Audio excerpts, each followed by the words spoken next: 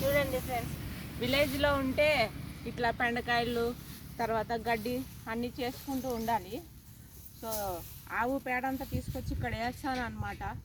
రోజు ఈ ఆవులకి పని చేస్తూ ఉంటాను ఇక్కడ. నేనేమనుకుంటున్నా అంటే ఇక్కడ ఆవులకి గుడిసె కట్టేసి శుభ్రంగా మేము కూడా సిటీకి వెళ్ళిపోదాం అనుకుంటున్నాం అనమాట. ఎలా ఉంటుంది సిటీలో? బాగుంటుందా?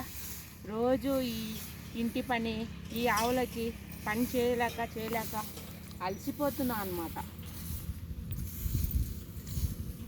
ఇక్కడ ఈ గుడిసెల ఈ ఆవులకి కూడా మంచిగా ఒక గుడిసె కట్టేస్తే ఒక పని అయిపోతుంది కదా.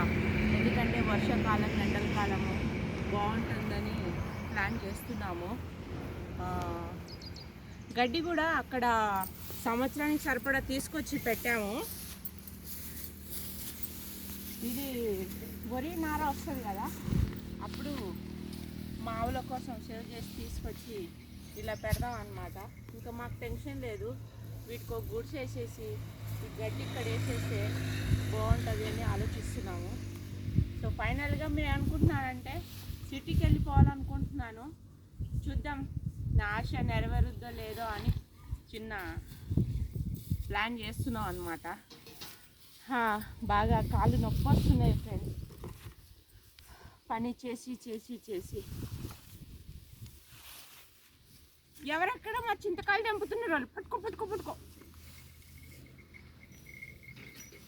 మేము లేవు కదా అని చింతకాయలు తెంపారనుకో కొట్టొక్కొక్కల్ని, జాగ్రత్త. ఎండ చూస్తే చాలానే ఉందబ్బా.